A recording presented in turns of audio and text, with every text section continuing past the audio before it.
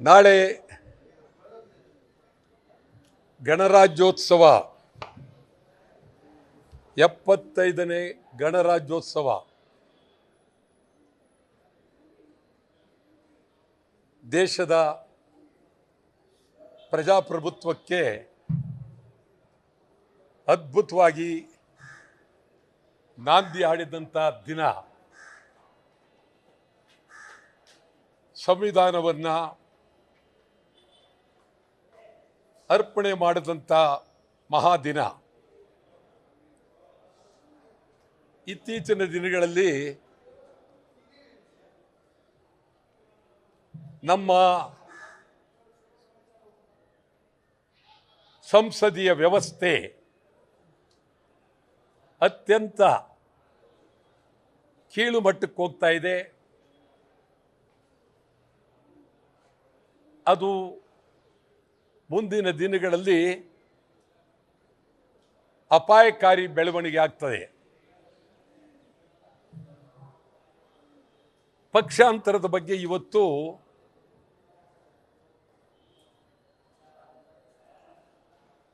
ನಾನು ಗಂಭೀರವಾಗಿ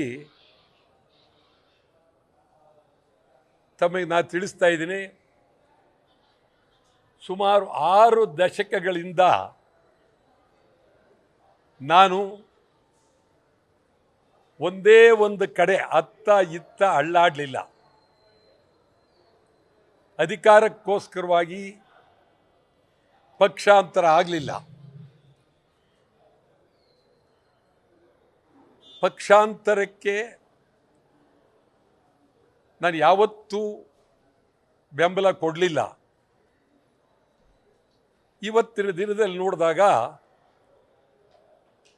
ಸುಮಾರು ಒಂದು 25 ವರ್ಷದಿಂದ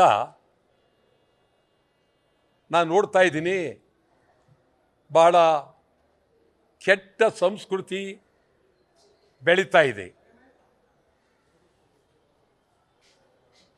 ಹಿಂದೆ ಸರ್ಕಾರ ಉಳಿಸ್ಕೊಳ್ಳೋದಕ್ಕೋಸ್ಕರವಾಗಿ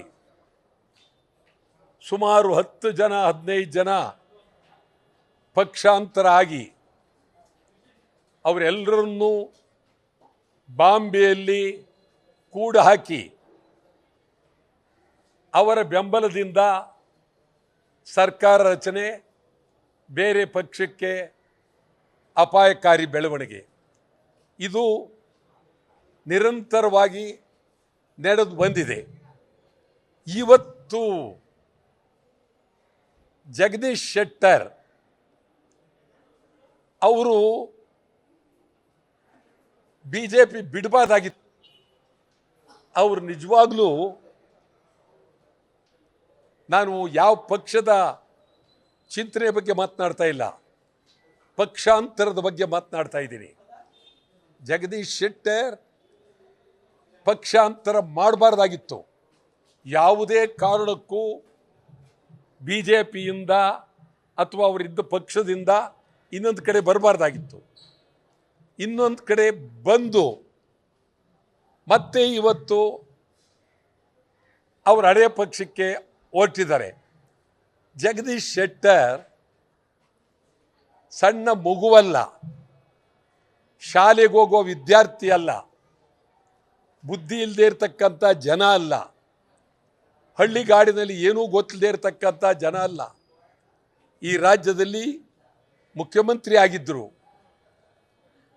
ಮತ್ತು ರಾಜ್ಯದ ಶಾಸನಸಭೆಯ ಅಧ್ಯಕ್ಷರಾಗಿದ್ದರು. ಬಹಳ ಒಳ್ಳೆಯ ವ್ಯಕ್ತಿ. ಅವರು BJP ಬಿಡುವ ಬದಲು ರಾಜಕೀಯದಿಂದ ನಿವೃತ್ತರಾಗಿದ್ದರೆ ಬಹಳ ಗೌರವ ಬರ್ತಾ ಇತ್ತು. ಇವತ್ತು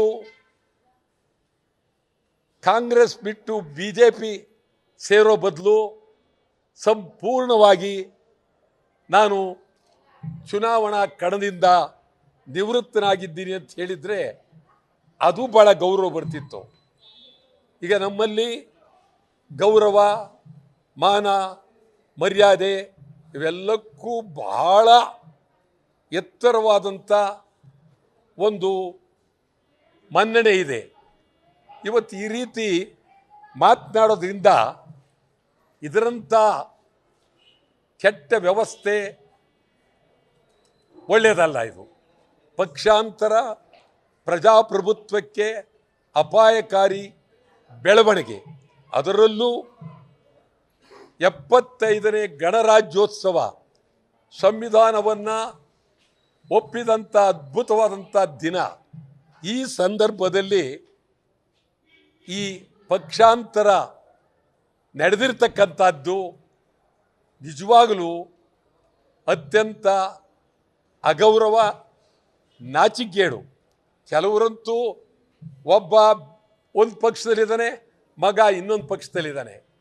ಎಲ್ಲ ಒಂದು ರೀತಿ ಕರ್ನಾಟಕದಲ್ಲಿ 25 ವರ್ಷದಿಂದ ಹೋಲ್ಸಾಗ್ತಾ ಇದೆ. ನಾಚಿಕೆ ಇಲ್ಲ.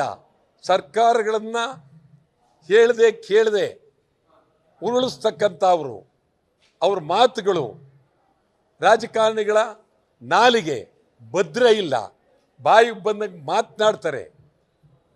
ಅವರು ಒಂದೊಂದು ಪಕ್ಷನೂ ಬದಲಾವಣೆ. ಇವತ್ತು ನಾನು ಯಾರ ಹೆಸರನ್ನು ಹೇಳೋಕ್ಕೆ ಹೋಗೋದಿಲ್ಲ. ಬಾರಿ ಜನ ಅನಿಸ್ಕೊಂಡವರೆಲ್ಲರೂ ಕರ್ನಾಟಕದಲ್ಲಿ ಪಕ್ಷಾಂತರಕ್ಕೆ ಬೆಂಬಲ ಕೊಟ್ಟಿದ್ದಾರೆ.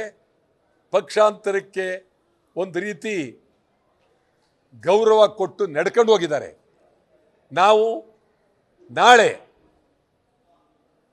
ಉಪ್ಪಿನ ಸತ್ಯಾಗ್ರಹವನ್ನು ಮಾಡುವ ಜೊತೆಗೆ ಬೆಳಗ್ಗೆ 12 ಗಂಟೆಗೆ ಮಹಾತ್ಮ ಗಾಂಧೀಜಿಯವರ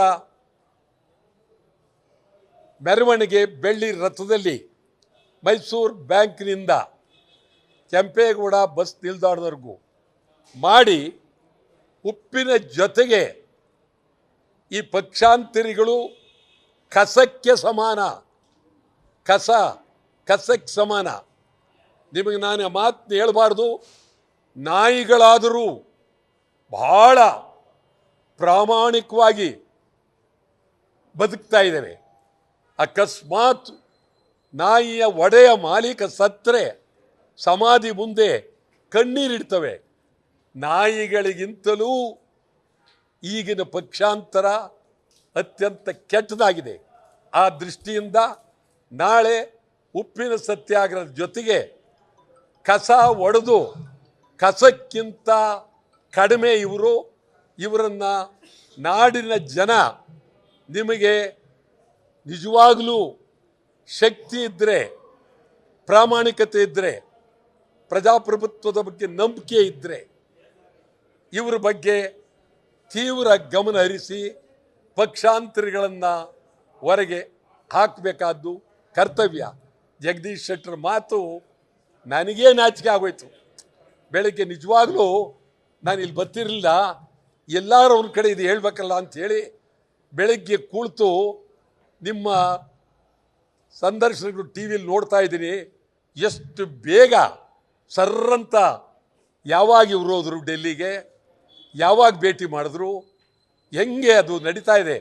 ನಾಟಕದಲ್ಲಿ ಹಿರಣ್ಣಯ್ಯನ ನಾಟಕದಲ್ಲೂ ಇಲ್ಲ, ಗುಬ್ಬಿ ವೀರಣ್ಣವ್ರ ನಾಟಕದಲ್ಲೂ ಇಲ್ಲ, ಸುಬ್ಬಯ್ಯ ನಾಯ್ಡು ನಾಟಕದಲ್ಲೂ ಇಲ್ಲ. ಈ ಥರ ನಾಟಕವನ್ನು ಮೀರಿಸಿ ಈ ಉಡುಪುಗಳನ್ನು ಚೇಂಜ್ ಮಾಡಿ ಕತ್ತಿಗೆ ಅವರ ಪಕ್ಷದ ಬಾವುಟವನ್ನು ಹಾಕಿಸ್ಕೊಂಡು, ಹೂವು ಹಾಕಿಸ್ಕೊಂಡು, ಅವ್ರ ಮಾತು, ನಾಲಿಗೆ, ಆಚಾರವಿಲ್ಲದ ನಾಲಿಗೆ, ನಿನ್ನ ನೀಚ ಬಿದ್ದೇ ಬಿಡು ನಾಲಿಗೆ, ಪರರ ದೂಷ್ಯ ಬೇಡ ನಾಲಿಗೆ.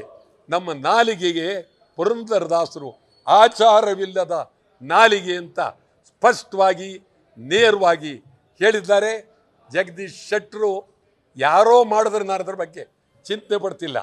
ಈ ರಾಜ್ಯದ ಶಾಸನಸಭೆಯ ಅಧ್ಯಕ್ಷರಾದಂಥ ಜಗದೀಶ್ ಶೆಟ್ಟರ್ ಕಾಂಗ್ರೆಸ್ಗೂ ಸೇರಬಾರ್ದಾಗಿತ್ತು, BJPಲೂ ಇರಬಾರ್ದಾಗಿತ್ತು. ಎರಡನ್ನೂ ಬಿಟ್ಟು ಹೊರಗಡೆ ಹೋಗಿದ್ರೆ ಶೆಟ್ಟರಿಗೆ ಬಹಳ ಗೌರವ ಬರ್ತಿತ್ತು. ಇವತ್ತು ಶೆಟ್ಟರು ಕಾಲು ಕಸಕ್ಕಿಂತ ಕಡಿಮೆ ಆಗಿದ್ದಾರೆ. ನನಗೆ ನೋವಾಗಿದೆ. ನ್ಯೂಸ್ ಫಸ್ಟ್ ನಿರ್ಭೀತಿಯಿಂದ ನಿಮ್ಮ ಪರವಾಗಿ.